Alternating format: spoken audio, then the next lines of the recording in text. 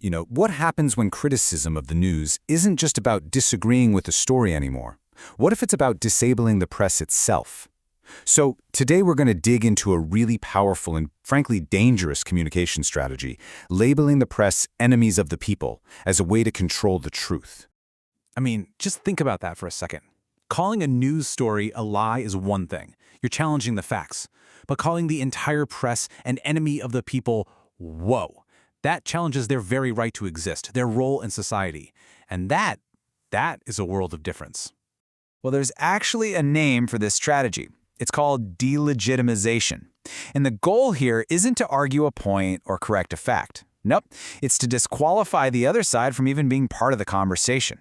It's kind of like trying to convince the entire stadium that the umpire is so corrupt he shouldn't even be on the field. That way, none of his future calls will matter. So here's how we're going to break this all down. First, we'll look at why this is a deliberate strategy, not just your average critique. Then, we'll see how this pattern plays out in different contexts. We'll get into the 3 specific rhetorical tools used, explore the very real dangers of losing trust in our institutions, and finally, we'll talk about how we can build up our own information defenses. Okay, let's get right to the heart of it. This isn't about a simple disagreement over a headline or a story. The real goal is so much bigger. It's a calculated, deliberate play to dismantle the media's ability to act as a check on power. Now, it's really important to be clear about what we're doing here. This is what you'd call a rhetorical analysis. We're examining a specific pattern of communication. This isn't about making some crude one-to-one comparison between different moments in history. It's about identifying a technique, a repeatable technique, that's used to gain and hold on to power. So where does this pattern actually show up? Well, you might hear rhetoric that sounds really similar in completely different political systems, but the context and, the ultimate goal can be worlds apart. So let's dig into that crucial difference right now. And here it is, the core difference. In a totalitarian system, the goal is total, absolute media control. It's about monopolizing the very definition of truth. But in a democracy, where you've got tons of different media outlets, the objective changes. It's not about total control, because that's almost impossible. It's about creating chaos, destroying public trust in any independent source of information. So let's see how this actually works. The source material we're looking at points to historical totalitarian examples like Nazi Germany, where a massive state propaganda machine was built to basically shrink the entire space for public truth. But then, it contrasts that with examples from modern populism in democracies. Here, the method is different. It's constant attacks on fake news to wear down trust and make people feel like they can only rely on one leader. What this strategy does, ultimately, is it forces you to pick a side. It's not about weighing the facts anymore. It becomes a test of your loyalty. Suddenly, what you read or watch is framed as an act of allegiance. The question is always there, under the surface. Are you with me, or are you with them? So how do they actually pull this off? Well, this strategy can be broken down into a pretty clear toolkit of 3 different rhetorical functions. If you can understand these, you can start to spot this whole strategy in action. All right, so this toolkit has 3 main parts, and they really build on each other.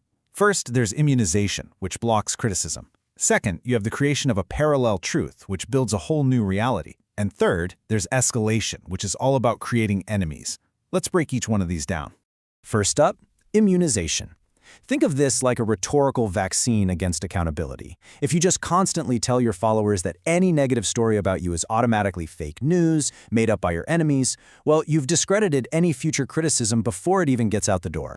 Okay, next up is creating a parallel truth. See, it's not enough to just tear down trust in the mainstream media. You have to build an alternative. This is all about positioning your own channels, whether it's rallies, social media, friendly news outlets, as the one and only source of real information, way more authentic than any of those independently verifiable sources. And that brings us to the final piece, escalation. This is where you see journalists transformed from people doing a job, acting as a check on power, into personal declared adversaries. They're no longer just professionals, they're bad people, scum, or enemies. The whole relationship gets shifted from professional to completely confrontational. So we've looked at the how, we've seen the mechanics of the strategy, but what's the so what? What are the real-world consequences for a society when trust is systematically destroyed like this? This is where things get truly dangerous. And here's the real danger. When a huge chunk of the population is conditioned to see the media as the enemy, then fact checks, corrections, they become powerless. Harmful, discriminatory ideas can spread completely unchecked because any attempt to counter them with facts is just dismissed as another attack from the enemy. And all of this leads to a pretty chilling outcome. You get a world where simple repetition becomes more powerful than actual verifiable reality. If a lie is told often enough by the one source you've been taught to trust, it hardens into truth, completely sealed off from any evidence that might prove it wrong. Okay, but the point of understanding all this isn't to just throw our hands up and say it's hopeless. Not at all. It's about empowering ourselves. So how do we start building our defenses against this kind of information warfare? The first, and maybe the most powerful step, is just learning to recognize it. This isn't about becoming cynical about everything. It's about becoming a sharper, critical thinker. So how can you, personally, spot the difference between valid criticism and a deliberate strategy to delegitimize? Here are 3 really simple but powerful questions you can ask yourself. First, is the criticism specific, like pointing out a factual error? Or is it just a blanket dismissal? Everything is fake. Second, who's being attacked? Are they going after the facts in the story, or are they launching personal attacks against the journalist? And finally, does the speaker give the impression that they are the only one who gets to define what's wrong? So beyond what we can do individually, what are the bigger picture defenses? Well, it starts with things like media literacy, actively comparing different sources and understanding how fact-checking actually works. The media has a huge role to play here too. Being transparent, like making corrections visible and clear, is absolutely essential for building trust. And in the end, we all have a role to play in protecting our democratic norms by remembering a free press is supposed to be a check on power, even when it makes us uncomfortable. And really, that's what this all boils down to. The whole point of a free press isn't to be popular with people in power. Its job is to be a check on that power. It exists to hold leaders accountable on behalf of all of us, and that function is just vital for a healthy democracy, especially when the stories are tough to hear. So we'll leave you with this final thought experiment. If a society actually becomes convinced that all media lie and there's no shared, verifiable reality left, who's left to hold power accountable? And maybe more importantly, who's the real winner when truth is no longer something to be discovered, but just an act of loyalty?